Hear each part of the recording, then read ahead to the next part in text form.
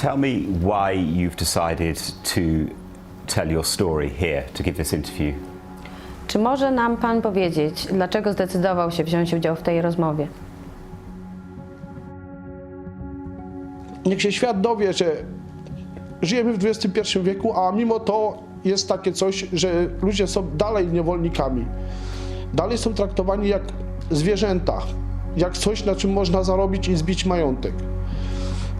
People need to know that in the 21st century people can be used for money and treated like animals. That story needs to be told.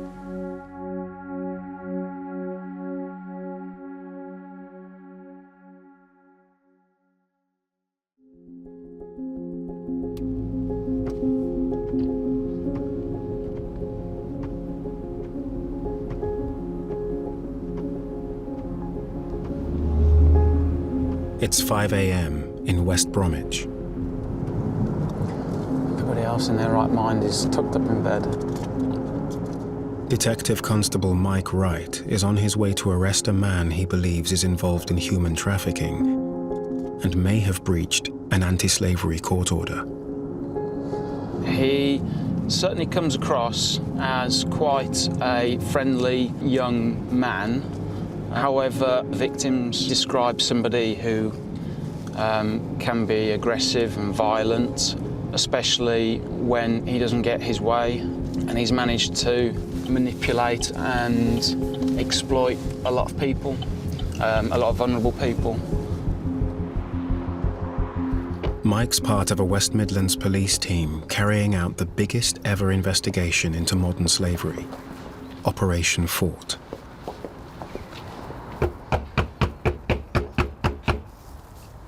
The man thereafter is suspected of belonging to a gang that's held scores of people captive and stolen their wages.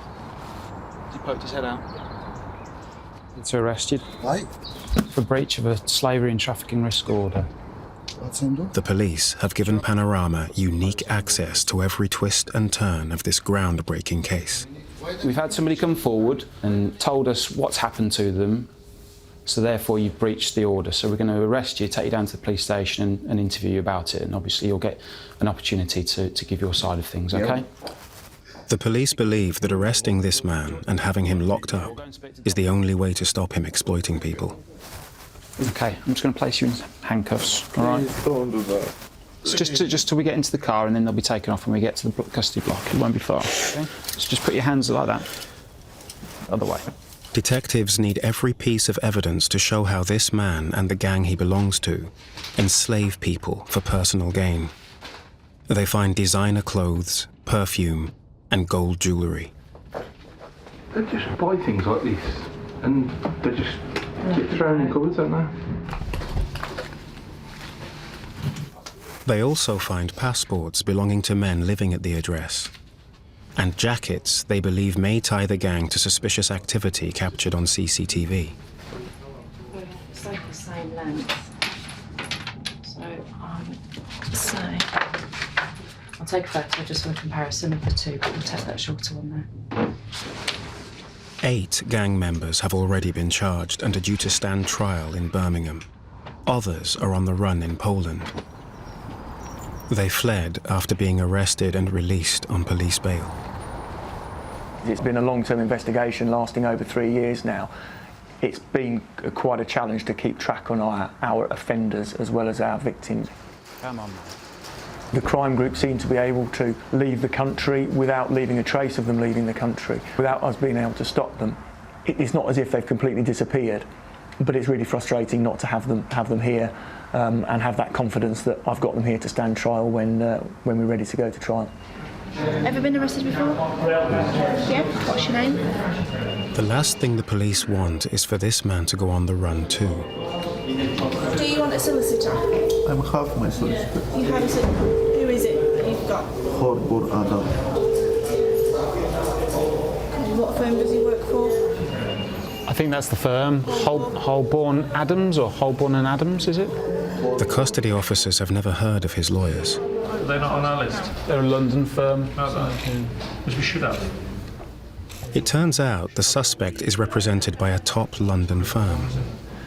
Just put Mike is hoping he won't be given bail. Should he be charged and the courts deem him a risk, so remand him in custody, firstly, it would prevent him from fleeing the country, and secondly, it would safeguard any potential victims and also give the victims, in this case, confidence that we will take action and that the courts will give good sentences for these kind of breaches of these orders. Okay.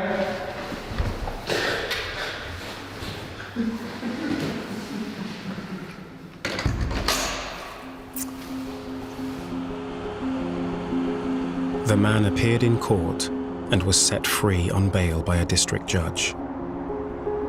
He later skipped the country to Poland.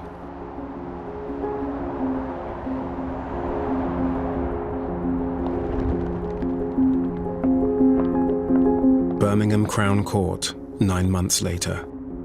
The trial of 5 members of the slave gang is about to begin.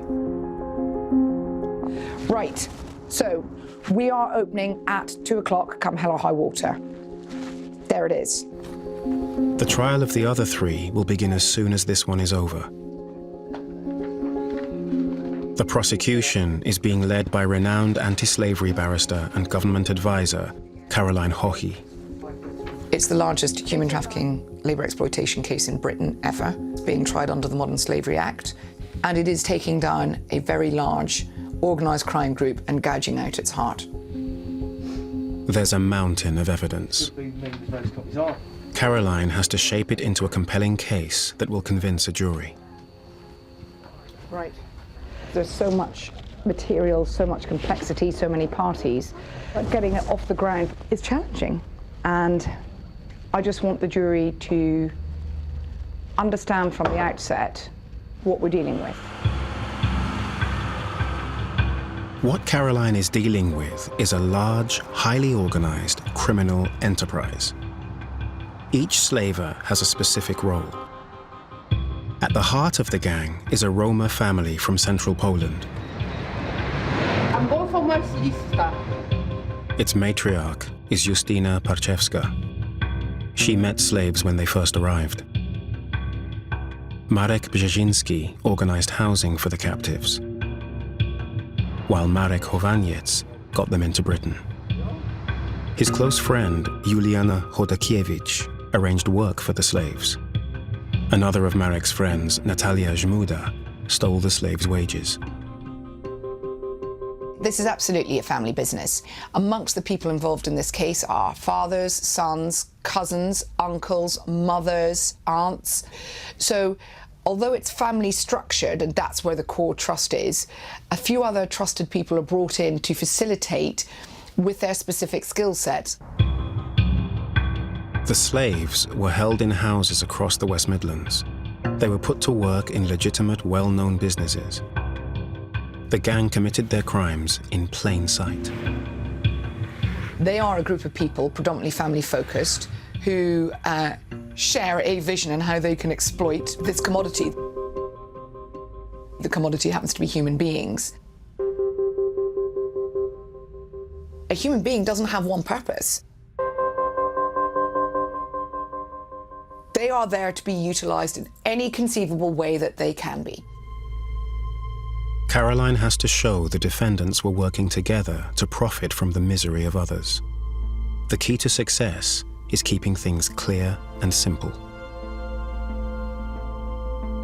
I want the jury to be able to focus on the matter and issue. Were these complainants vulnerable? Were they exploited? Was there an agreement between people to exploit them? And were these defendants party to that agreement? If I can explain that from the outset and kind of draw out the parts that will draw them in, well, then I'm doing my job. The case is a huge challenge for the small team. Detectives Michelle and Mike need to check all the evidence and get witnesses to court. And barristers Nick and Emma have to help Caroline fight 10 defense lawyers. They have a vast amount of paperwork to prepare. I need 15 copies to start the trial. We've got 8 here. Right here, you're going to have 4 in another 2 hours. How are we getting on with the graphics? There is a printer jammed, so they're working on one printer at the moment. Okay. So unless the other printer gets up and running again, we're talking 4 hours. 2 for the defendants and 5 for the defence team, so we need 7 copies. I will do with that. Yeah. It's not a big deal. It's really not a big deal. We're cool. It's very frustrating because, but the jury are with us. When you say to them there's 250,000 pages being reduced to 500, they kind of go, okay, yeah, we get it. Right, Holly. The trial's due to last 4 months. Nick Dale led the police investigation that's put the gang members in the dock. There has been a really protracted investigation because of the sheer volume of material, the number of witness statements, the length of those witness statements. And I have seen, and my team have seen, first-hand the profound effect this has had on the victims of this crime. It's the sort of thing you join the police for. Piotr Pawski was one of the first witnesses to come forward in 2015. Do thoughts of that time still run through your mind now? Czasami się zdarza, czasami nerwy puszczają, czasami ściany. Sometimes I do think about it. Sometimes my nerves get the better of me. Czasami I tend to break things and I'm really nervous. terapię psychologiczną. I do have a therapy at the moment, but I'm getting really upset and nervous, especially when the court case is coming up.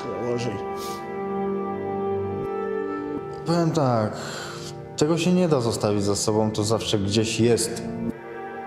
It's impossible to forget about it. It just stays with you. It's inside of you, inside of me and other people like me who this happened to.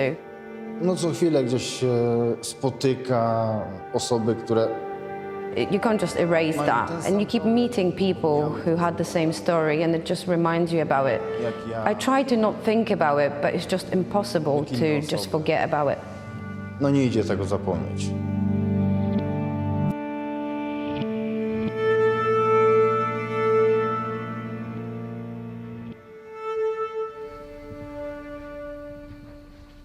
The paperwork for the evidence bundles has arrived. Now it needs to be filed in the right place. No, it's like filming a really bad team in The Apprentice, isn't it? Who's going to get fired? That's the question. Is it going to be Junie? Who's Caroline going to take in the boardroom? It's become clear to the police that the gang they've caught is one of many operating across Britain. They believe Home Office estimates of the number of slaves are way too low. Right, this is it. My eyes have been opened to the sheer volume of this criminality within our communities.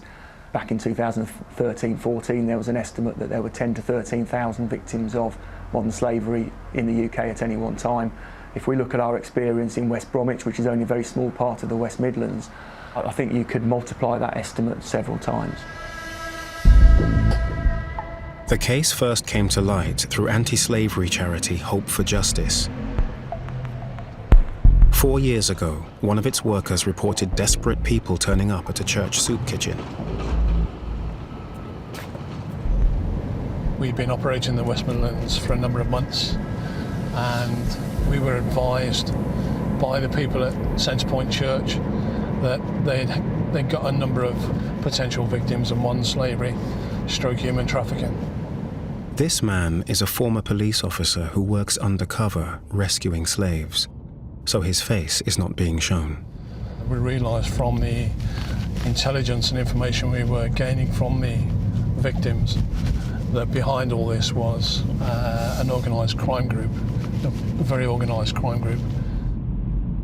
Hope for Justice had a man on the ground who realised that he was being told the same story about the same perpetrators over and over again, and he took them to the police, and slowly the picture pieces started emerging. And it was almost as if Hope for Justice created us the corners and the edges of the jigsaw.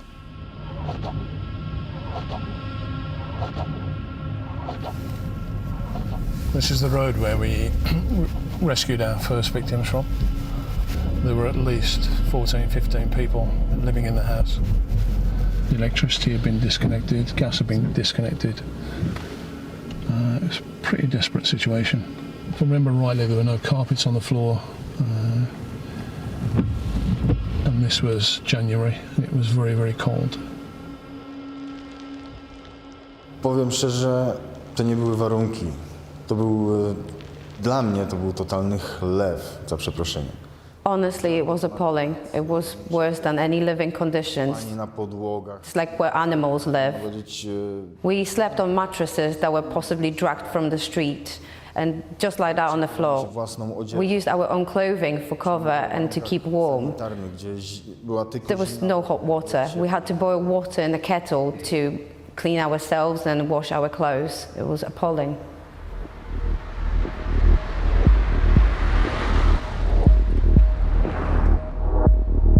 While some slaves were rescued, others had to escape. Potem byliśmy pilnowani przez jedną osobę, która... We had the one person watching over us, and we had this one window of opportunity, so we run for it. We run through schoolyards, we run towards the motorway, just to make sure that we're not showing the place where we're actually going to be meeting the people who help us to escape. We switched our phones off because we knew that as soon as we escape and that happens, you get the phone calls with threats that you need to come back or you will be killed. When the police interviewed the slaves, they all told the same story of entrapment, exploitation, and threats of violence. This friend who went to Manchester yesterday, they drove him somewhere and he got beaten up. And that's why we ran away, because we were scared that it will happen to us. Ale później stwierdził, że jak połamie, no to chyba jeszcze bardziej się nie będę nadawała do pracy. Yes, what he was saying to me that if I couldn't be bothered to work, he's going to break my bones.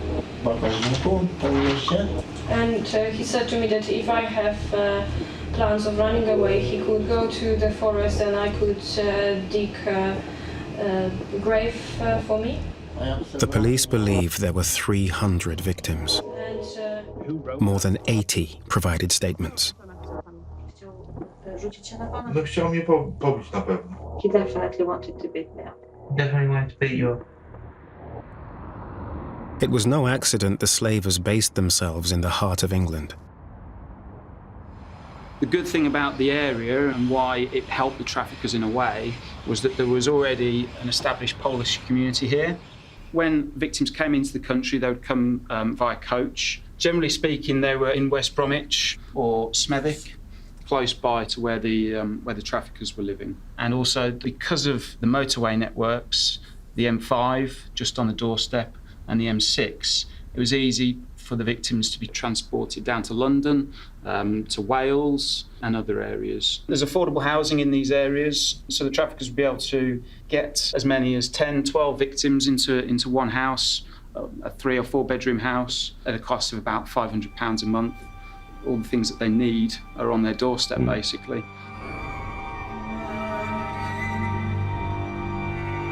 The slavers picked their targets carefully too. The desperate, those with drug or alcohol problems, on the run from the law, and the homeless. To znaczy, przebywałem wtedy jeszcze w Polsce, w Gdańsku i akurat byłem, można powiedzieć, takim... At the time, I lived in Gdańsk in Poland, and I could say that I was homeless, living at the train station. A couple of gypsy people approached me asking me if I would like to go to the UK to work and earn some money. As I was looking for work at the time and needed money, I thought, why not? It could be a good possibility to get out of Poland. Jak zła moja praca była, sytuacja moja... I was penniless, I had nothing. I was begging outside of the churches. Jedno jest pewne, jakbym wrócił teraz do Polski, to będę siedział... I've got a pending sentence in Poland for 7 months. Wrócę na... I know if I go back, I'll go straight to prison and then back on the streets. We are dealing with vulnerable people. When you are desperate and someone offers you a solution, our complainants would bite their hands off for this.